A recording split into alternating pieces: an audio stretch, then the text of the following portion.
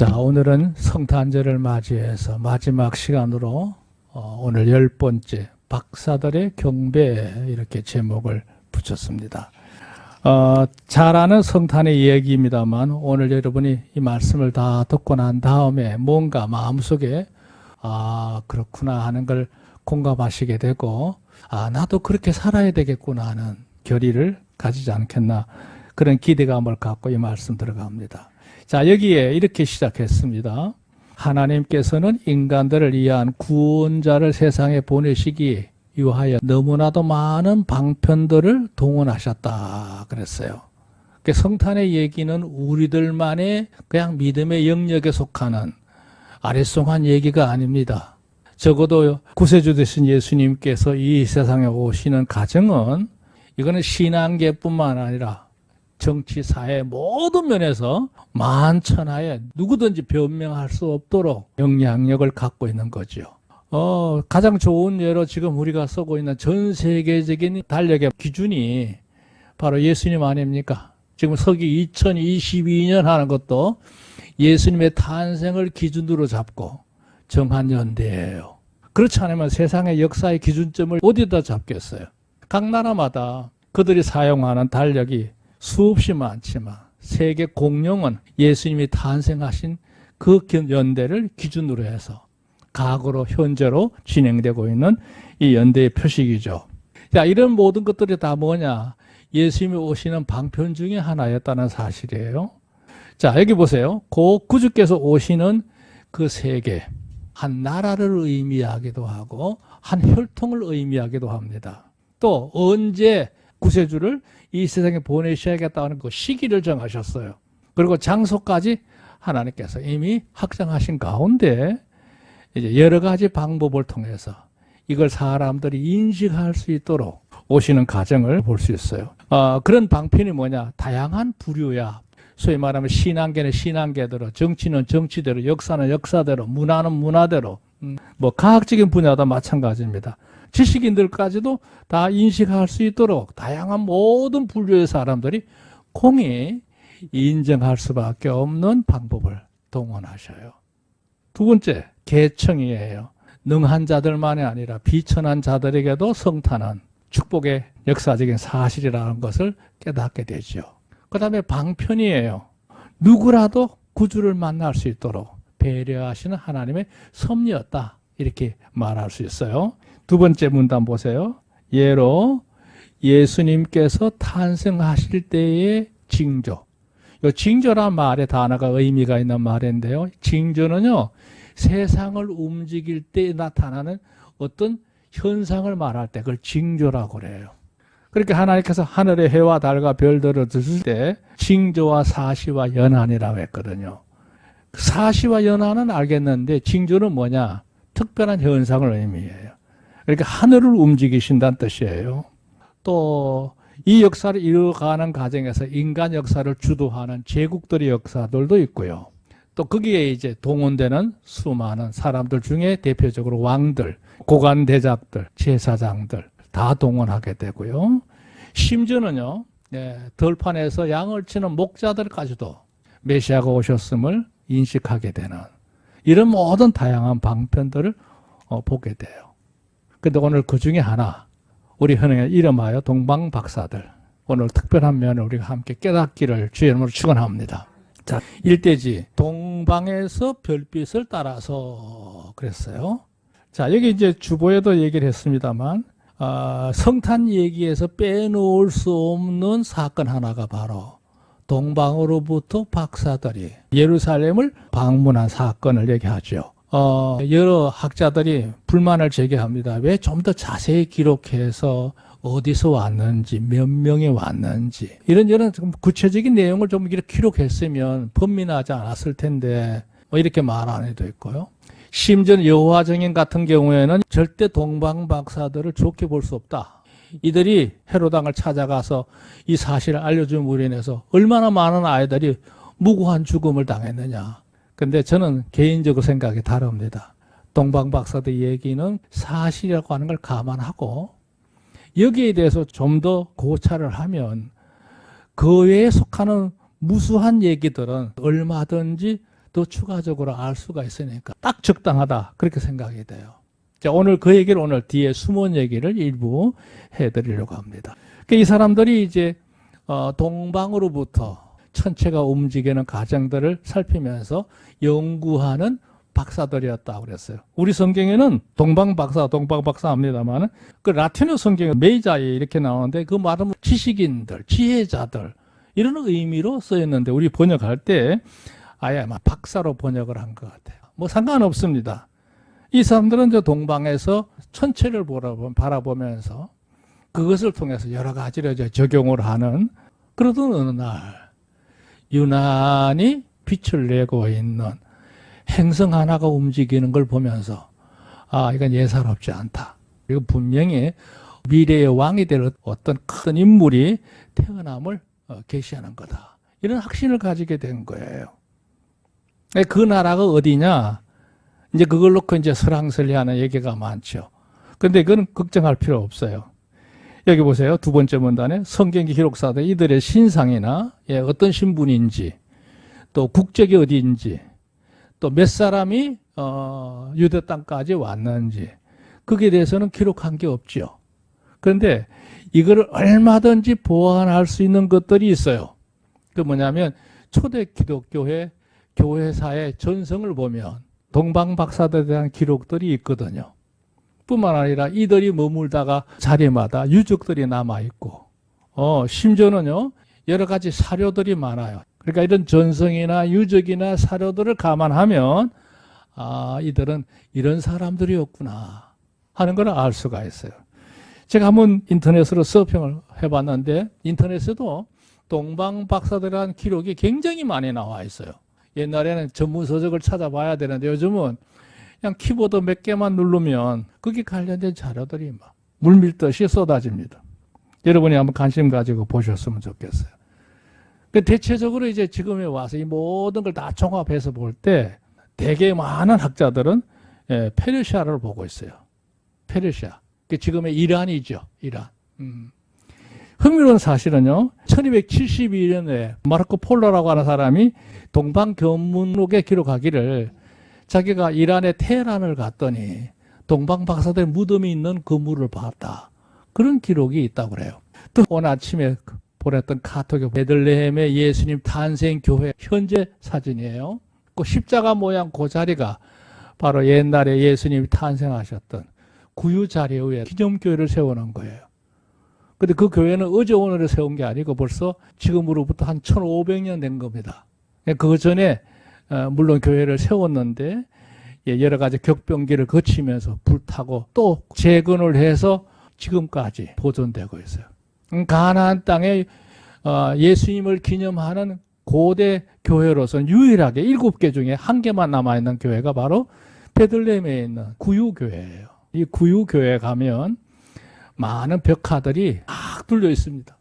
어떤 건 오래돼서 타일이 떨어져서 훼손되기도 했습니다만 상당 부분은 그래도 아직도 1500년, 2000년 세월을 지나가는 동안에도 남아있어요.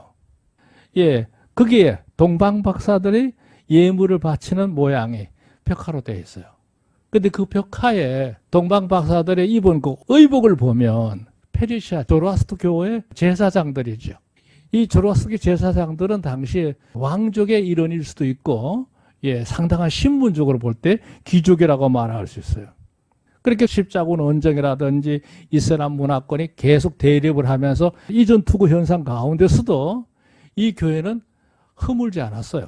왜 그러냐? 그 벽화를 보고 우리 조상이 이곳에 와서 경배한 분인데 교회를 허물 수 없다. 이래가지고 그 교회만 남아있는 거예요. 어쨌든 간 중요한 점은 아주 멀리 페르시아 쪽에서 갔던 인물들이었구나 하는 걸 알 수가 있어요. 이 거리가 얼마나 되느냐? 지금의 테헤란에서 예루살렘까지 거리는 아무리 짧게 길을 잡아도 1000마일, 조금 더 여유 있게 한다면 1200마일 정도 된다는 거예요. 1.6km가 1마일이거든요. 계산을 해보면 한 2000km 되는 거리예요. 가까운 거리가 아닙니다. 그 당시에는 이제 사람들이 이동수단을 해봐야 낙타를 타거나 뭐 말을 타고 이렇게 이동하는 건데 낙타를 타고 느릿느릿 가보면 하루 진종일 가야 얼마나 가겠어요. 그래서 빨리 가야 4개월. 아마 느릿느릿 쉬어가면서 가면 1년도 갈 수 있는 거리라는 거예요. 더구나 이 길은 좋은 길이 아니고 그야말로 험로죠, 험로. 강야를 지나가야 되고 강을 지나가야 되고 골짜기 지나가야 되고 절벽 지나가야 되고 중간에 도적을 만날 수도 있고 수많은 위협이 있는 이 길을 동방의 박사들이 예루살렘을 거쳐서 베들레헴까지 왔다는 거예요. 놀랍지 않습니까? 자, 이게 뭘 의미하느냐? 이게 중요한 얘기인데요. 세 번째 문단에 문제는 그 거리가 너무나 엄청나지만 그거를 끝내 그들이 완성한 거죠. 성취한 겁니다. 이건 뭘 얘기하냐? 그들은 일반 점성가일 수도 있고 학자들일 수도 있는데요. 그냥 순수하게 별을 보고 연구를 하다가 예수님 탄생지까지 왔는데요. 그들이 그렇게 확신을 가졌던 방편은 자연계시였어요. 그러니까 순수한 자연의 현상을 보면서도 메시아가 오셨음을 직감하고 그 먼 길을 목숨을 내걸고 왔다는 사실이 놀랍지 않아요. 하나님께서 우리 모든 인생들에게 당신이 실존의 신이라고 하는 사실을 인식시키는 첫 번째 수단이 바로 자연계시인데요. 사람이 조금만 관심을 가지고 탐구하면 그것을 통해서 절대적인 신이 계시다는 사실을 아무도 변명할 수 없다고 로마서 1장 20절에 언급하고 있잖아요. 그런 걸 보면 이 동방바사들이 바로 그것에 하나의 결정적인 인물이다 이렇게 말할 수 있어요. 자, 오늘 그게 중요한 게 아닙니다. 두 번째 대제를 보세요. 예루살렘 왕궁의 소동들 그랬는데요. 이 동방박사들이 이제 그들이 유대 땅까지 와서 이제 그들의 마음속에 인간적인 속단을 갖게 돼요. 그래서 아마 왕이 태어났다고 하면 예루살렘에 있는 왕족에게서 태어났겠지. 그런 생각을 갖고 아마 예루살렘 도성을 방문한 것 같습니다. 그 헤롯 왕을 찾아가서 예방을 하고 우리는 저 동방에서부터 이곳까지 그 별들만 보고 확신을 갖고 왔습니다. 여기 왕으로 나시니가 어디 계십니까? 우리가 경배하겠습니다. 난리가 났죠. 예수님 태어나실 그 당시죠. 그 당시의 왕은 유대 땅의 분봉왕 헤롯입니다. 헤롯. 이 사람은 원래 이삭의 아들 중에 에서의 후손 에돔족입니다. 그렇게 이둠의 사람이에요. 사해 근방 지역에 사는 사람인데 이때 이거 헤롯 대왕의 아버지가 유명한 장군이에요. 그 지역에서 이제 큰 공로를 세워서 여러분 잘 아시는 인물인데요. 로마 제국의 초기 세 정치 중에 하나였던 안토니우스라고 하는 유명한 인물이 있어요. 이 사람이 이제 지원을 해서 주전 37년경에 이제 유대 땅에 분봉왕이 됩니다.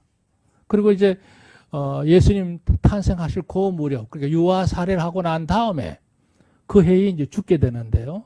이때 그의 나이가 한 70세 정도 됩니다. 아주 고통스럽게 죽었다고 그래요. 그랬더니 그 헤롯에게 이 동방박사들이 찾아가서 그런 사실을 얘기하니까 놀래 자빠진 거죠. 이 사람은 권력욕이 굉장히 강한 사람인데 자기 말고 또다시 왕이 태어났다고 하니까요. 난리가 난 거죠. 그래가지고 이제 온 사방 알아봤겠죠. 그런 일이 없잖아요. 나중에 어디까지 생각이 미치게 되느냐. 이거는 분명히 성경적으로도 문제가 있을 거다. 그래가지고 이제 제사장들, 백성들 속에서 똑똑하다고 하는 서기관들을 불러다가 성경에 이런 메시아가 오신다고 하는 걸 기록했느냐 이렇게 묻는 거예요. 그랬더니 단박에 그들이 얘기하죠. 있다고. 옛날에 미가 선지자가 메시아가 오시는데 그 지역은 바로 베들레헴이라고. 그 유명한 구절이죠. 유대 땅 베들레헴아 너는 유대 고을 중에 가장 작지 않다. 내게서 한 다스리는 자가 나와서 내 백성 이스라엘의 목자가 되리라 그랬단 말이에요. 그 헤롯이 이제 박사를 조용히 불러가지고 가서 찾게 되거든. 나한테도 알려주시오. 나도 가서 경배하고 싶소. 이랬어요. 그러나 그건 본심이 아니죠. 이미 사리를 품고 내가 알기만 하면 당장 죽일 것이다 말이죠. 이런 이제 엄청난 사리를 품고 있는 당보였죠. 자, 그렇게 해서 이제 박사들이 다시 이제 해롭궁을 나섭니다. 자, 3번 되지. 박사들의 경배와 예물입니다. 여기 3번에서 1대지부터 보세요. 박사들이 해롭궁을 나섰을 때에 동방에서 보았던 별이 우리 성경 기록은 문득 다시 빛나기 시작했다 그랬어요. 그래서 저는 이 구절을 보다가 깜짝 놀랐어요. 이게 그냥 평범한 문장이 아니로구나. 왜 그러냐면요. 예, 예루살렘에 왔을 때 그 별빛이 흐렸기 때문에 더 이상은 별의 도움을 받을 수가 없어서 해롭궁에 아마 들어간 것 같아요. 근데 여기 보면 다시 궁을 나왔을 때 문득 별이 빛을 다시 내기 시작했다 그랬어요. 최근에 와서 이 문제를 놓고 예, 천문학 박사들이 그 이유를 밝혀낸 겁니다. 그때 행성이 움직였을 때 이게 서로 교차가 되면서 잠시 빛을 멈췄다고 그래요. 그러다가 이게 다시 이제 어긋나면서 빛이 그 나온 간격의 시간이 있다는 거예요. 지금은 놀라운 세상이에요. 지금은 노트로도 옛날에 1000년, 2000년 전에 별이 움직이는 과정을 계산해낼 수가 있어요. 그걸 찾아낸 겁니다. 그러니까 이건 단순한 수식어가 아니고 사실을 기록한 과학적인 기사로구나 하는 것을 확신할 수 있다는 얘기죠. 자, 오늘 제가 하고 싶은 얘기, 가장 중요한 얘기는 지금부터예요. 자, 두 번째 문단 한번 보세요. 더더욱 기이하고 충격적인 거. 동방 박사들이 다시 이제 빛나는 별을 보고 이제 움직이기 시작해서 예루살렘으로부터 베들레헴까지 이동을 합니다. 그 거리는 과거의 족장들의 도로라고 해가지고 예루살렘 도성에서 기도론 골짜기를 건너서 이렇게 언덕 빠져 올라가면 감람산 능선까지 올라가요. 뭐 그 거리는 높아봐야 한 200m, 300m밖에 안 돼요. 그 능선 올라가서 계속 이제 남쪽으로 내려가는 길인데 그게 바로 족장도로입니다. 아브라함이나 이삭, 야곱이 지나다녔던 길이에요. 그 길 옛날 길이죠. 이미 그거는 뭐 수천 년 된 길이에요. 그 길을 따라서 쭉 남쪽으로 내려가면 언덕 빠진 산에 한 마을이 있는데 그게 바로 베들레헴입니다. 그 거리를 제가 구글어스를 가지고 옛날 길을 따라서 한번 거리를 계산해 봤더니요. 11.5km, 12km 안 돼요. 예, 얼마든지 달려갈 만한 거리입니다. 그 펑퍼짐한 길이에요. 그냥 펑퍼짐한 길. 근데 문제는 그 베들레헴을 향할 때에 아무도 따라 나서지 않았습니다. 따라 나서야 될 사람이 누굽니까? 제사장들, 서기관들, 하나님을 잘 섬기다는 그들이 따라 나서야 되지 않겠어요? 당연히. 성경을 가르치던 그들인데. 또 앞서 가면서 길을 안내해 줄 사람도 필요하죠. 헤롯이 보낼 군사도 따라갈 수 있는 거고 이런 건데 아무도 안 왔어요. 제가 23일 날 엊그저께 보낸 카톡에 나오는 그림 밑에 하나 그림이 있을 거예요. 그걸 여러분 학대할 수 있는지 모르겠는데요. 그건 제가 직접 찍은 사진입니다. 베드로 통곡교회 언덕에서 예루살렘에서 예, 저 남쪽을 바라보면서 이렇게 카메라로 21대장을 사진을 찍어가지고 그걸 다시 컴퓨터로 붙여놓은 거예요. 그 어마어마한 사진입니다. 중요한 점은 여러분 거기 보면 그림에 이렇게 하늘의 별빛이 이렇게 내리비치는 그 언덕이 바로 베들레헴입니다. 그러니까 예루살렘에서 베들레헴이 저 골짜기 끝에 희미하게 베들레헴이 보입니다. 그 거리가 멀지 않아요. 근데 문제는 박사들 외에는 아무도 따라가지 않았어요. 아무도. 왜 그랬을까? 더군다나 헤롯이 제사장들하고 이 서기관들을 부르다가 그 소동을 일으켰을 때 그 답변해줬던 그들마저도 가지 않았어요. 그 이유가 뭘까? 여기 중요한 거예요. 제사장이나 백성들 율법을 가르치는 서기관들, 성경 박사들 아니에요? 근데 성경을 그렇게 많이 안다고 하는 그들이 정작 하나님께서 겉으로 오랫동안 약속하셨던, 예언하셨던 그 메시아의 오심에 대해서 관심이 없었다는 거예요. 그렇게 간절하지 않았어요. 더 뼈아픈 말은 그 다음 말이에요. 메시아가 필요하지 않았어요. 필요성을 못 느껴. 제가 왜 오늘 이런 얘기를 하느냐 하면 오늘날 신앙인들이 많습니다만 주님이 다시 오심에 대해서 얼마만큼 관심을 갖고 살까? 여러분 그게 마음의 무게의 비중을 두고 주 오심을 기다리며 사십니까? 주 오심에 대해서 정말 간절한 마음으로 늘 소망하는 관심이 있기를 지금 축원합니다. 또 아니 오늘날 현실적으로 내가 행복하게 잘 살면 되는 거지 꼭 뭐 미래에 천국 뭐 이런 얘기 할 필요가 있어? 주님이 내 마음의 어떤 일정 부분에 도움은 될 수 있을지 몰라도 나는 그렇게 절대적으로 필요하지 않아. 그럴 수도 있어요. 바로 이 제사장들, 서기관들, 지금 그들을 누리고 있는 호의호식하고 있는 그 특권층에 그 메리트에 말이죠. 메시아가 오셨다는 사실을 알면서도 답변은 하면서도 정작 그 일에 동참하지 않고 있다는 사실이 참 놀랍습니다. 여기 부심이란 말 썼죠. 부심. 흔히 말하면 절치부심. 정말 그것을 내가 꼭 갖기 위해서 이루기 위해서 부단히 노력하는 거 그런 거 없었어요. 오늘도 이제는 우리가 세상 사는 거 그냥 무사 안일하게 사는 게 능사가 아니거든요.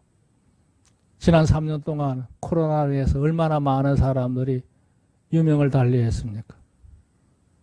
우리 교계 안에도 큰 인물들이 대부분 다 코로나를 가셨어요. 많이 떠나셨어요. 예. 지금 3년 지나왔는데 이게 4년 갈지 5년 갈지 몰라요. 제가 염려하는 거는 계시록에 기록된 걸 보면 마지막 때에 온역이죠. 온역. 전염병으로 인해 가지고 지구의 인구가 3분의 1이 날아간다는 거. 그런 때가 온다는 거예요. 만약 우리나라 인구가 살아나 갑자기 3분의 1이 유명을 달리했다. 그럼 이 나라가 유지될 수 있겠어요? 모든 산업 기반 다 무너질 거예요. 그렇게 되면 세상이 어떻게 될까? 그런 엄청난 환란이 우리 앞에 이미 예고되고 있어요. 근데 뭘 우리가 현실에 그렇게 함몰이 돼가지고 하나님의 은혜 역사에 대해서는 전혀 관심도 없고 필요도 못 느끼고 절치부심하지 못하는 모습이 얼마나 안타까운 일이냐 이거죠. 제가 이게 하나 더 빚고 와놨어요. 그들은 지극히 외식적인 제도권에 있는 사람들이야. 직책만 누릴 수 있을 뿐이야. 그리고 그걸 가지고 사람들을 지도한다고 수많은 훈육을 했겠죠. 그러나 그들은 모양만 경건을 가지고 있지 하나님이 정말 필요로 하는 경건은 아니었다는 점이 문제예요. 우리는 절대 그렇게 살면 안 됩니다. 자, 마지막 하나 더 있습니다.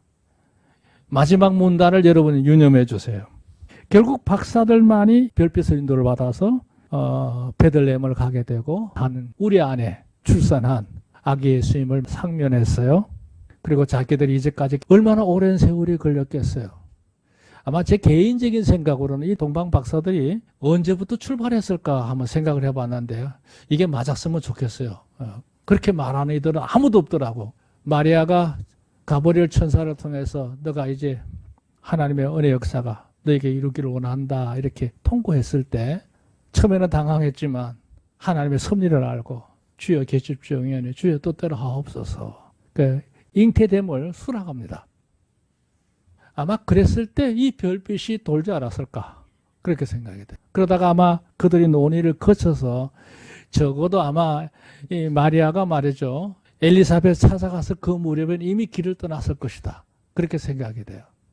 아마 최소한도 5개월 내지 6개월 전에는 출발하지 않았을까. 나중에 제가 동방 박사 만나면 꼭 물어볼 거예요. 그 간에 그들이 얼마나 많은 고생을 했습니까? 그래도 끝까지 확신을 갖고 왔던 길인데 그 예수님을 만났잖아요. 그렇게 자연 계시를 통해서도 얼마든지 하나님의 실존을 확인할 수가 있는 거예요. 특별 계시면 중요한 게 아니에요. 그래서 이제 마리아도 한번 놀랐을 거예요. 조금 전에 목자들이 왔다 가더니만 이번엔 그 머나먼 나라 동방에서 박사들이 와서 이러고 있으니 말이죠. 자, 그러고는 그들이 예물을 드렸죠. 우리가 잘 아는데 황금과 유향과 모략을 드렸어요. 여기에 대해서 여러 가지 설이 있어요. 그 아기 예수님을 만났을 때 경배할 때 드리려고 이 예물을 이미 그들이 출발지에서부터 준비해 왔을 것이다. 제 견해는 좀 달라요. 예루살렘에 왔다가 평범한 왕이 아니라 메시아가 오시는 거구나. 이 사실을 알았을 때 예물이 새롭게 정해지지 않았을까 그런 생각을 갖거든요. 그 왜 그러냐면 황금하고 유향과 모략을 드렸다는 사실이 의미가 있어요. 황금은요 왕의 절대적인 통치권을 인정할 때 경배하는 의미로 드리는 예물이 금입니다. 금. 그러니까 예수님을 악이지만 왕으로 인정한다는 뜻이에요. 그럼 유향은 뭐냐? 고귀한 신분에 있는 사람들에게 품이죠, 품이. 예, 잘 사는 사람들, 높은 사람들이 몸에 아주 향취를 지니고 다니잖아요. 그것처럼 예수님 하나님의 아들이시잖아요. 거룩한 분이에요. 존귀한 분이에요. 그분에 걸맞는 예물이 바로 유향이에요. 유향. 그 나무의 수액을 짜서 만든 향품이에요. 그 모략은 뭐냐? 예수님이 그냥 가나안 땅 투어하러 오신 게 아니에요. 인간을 구원하기 위해서, 대속의 희생물이 되기 위해서 그 구세주로 오신 메시아란 말이죠. 앞으로 이제 그분이 감당해야 될 수많은 고난에 그들도 함께 동참하는 마음이죠. 그 모략은 상처가 났을 치료제입니다. 그걸 드렸다는 거예요. 할렐루야. 이거 믿음의 고백의 예물인 거죠. 더 의미 있는 건 중요한 건 이거예요. 그걸 인정하고 그 주님을 받들고 그 주님이 이룰 역사에 대해서 고백하는 마음으로 예물을 드렸다. 자, 오늘 이게 이제 여러분이 꼭 명심해야 될 문제예요. 예수님은 만왕의 왕이시자 하나님의 아들이시며 구세주로 오심에 대해서 박사들의 확실한 견해를 가지고 거기에 맞는 예물을 드렸다는 거예요. 믿으시면 아멘. 자, 결론은 또 하나 있습니다. 그 다음을 보세요. 이게 이제 중요한 말이에요. 이러한 예물은 앞으로 삶에서 이 길을 만났을 때 보호가 되고 완주, 그 모든 일을 마무리할 수 있단 말이죠. 그리고 영광을 이룬 것에 대한 예비였다 그랬어요. 이 중요한 말입니다. 동방 박사들이 그 황금과 유향과 모략을 그 아기 예수님을 낳은 요셉과 마리아에게 예물로 바쳤잖아요. 근데 이거는 굉장히 요긴한 것이 됐습니다. 며칠 되지 않아서 엄청난 일이 벌어지죠. 이 아기 예수님을 안고 도망을 쳐서 지금의 이집트입니다. 애굽으로 피난길을 오릅니다. 이국 땅으로 도망을 쳐야 돼, 한급하게. 이들은 원래 가난한 사람들이에요. 그랬을 때 엄청난 이 길을 만난 이 가족에게 이 황금과 유향과 모략을 얼마나 요긴한 거예요. 그게 부피도 크지 않잖아요. 1kg 해봐야 주먹만 하잖아요. 주먹만 해요. 그것도 궁금해요. 얼마나 바쳤을까? 아마 적게 주지는 않았을 것 같아요. 하여튼 황금은 부피가 작으면서도 어디든지 통용될 수 있는 물질이란 말이에요. 그러니까 요셉과 마리아가 이국 땅에 가서 뭐 들리는 얘기에 하면 한 7년 동안 늘 피난 생활했다고 하는데 그 애굽 생활을 하게 다 마칠 때까지 이 황금은 그들의 절대적인 예비함이 된 거예요. 예비. 예. 유향도 그래요. 유향도. 모략은 뭐 다 필요한 것들입니다. 이게 요셉과 마리아가 애굽에 가서 그런 피난 생활을 할 때 그들을 보호하는 귀한 예물이 된 거예요. 뿐만 아니라 피난 생활 다 마치고 다시 가나안 땅으로 돌아올 때까지 그들의 길에 절대적인 역할을 한 거죠. 그렇게 해서 예수님의 구원은 완성될 수 있었어요. 자, 문제는 이게 예수님에게만 해당되느냐? 아닙니다. 우리가 오늘 믿음의 고백을 갖고 진정한 헌신의 중심으로 하나님 앞에 드려지는 그 모든 것들은 우리가 전혀 알 수 없는 미지의 훗날에 그 어떤 일이 일어났을 때 우리의 삶을 지키는 귀한 보호가 될 줄로 믿습니다. 따라합시다. 오늘 하나님 앞에 헌신함으로 행하는 모든 것들은 내일의 나의 삶에 예비함이 되리라. 예비란 말은 이유란 뜻이에요. 원인이 되기도 하고 종자가 되는 거예요. 동방 박사들은 예수님의 구속사에 절대적인 참여자가 된 것이죠. 참여자가 된 거예요. 우리가 사는 시기가 매우 어렵습니다. 오늘 우리가 주를 향하여 진정한 믿음의 고백으로 드려지는 그 모든 것들은 그게 기도가 됐든 찬송이 됐든 예물이 됐든 우리가 헌신하는 여러 가지 어떤 봉사가 되었든 간에 오늘 주 앞에 드려진 그 모든 것들은 내일이 우리의 삶에 귀한 예비함이 될 줄로 믿으시길 바랍니다. 어떤 위기가 와도 그걸 피할 수 있고 이길 수 있는 능함의 역사가 은혜가 될 줄로 믿습니다. 하나님의 축복이 늘 함께 하시기를 주님 축원합니다.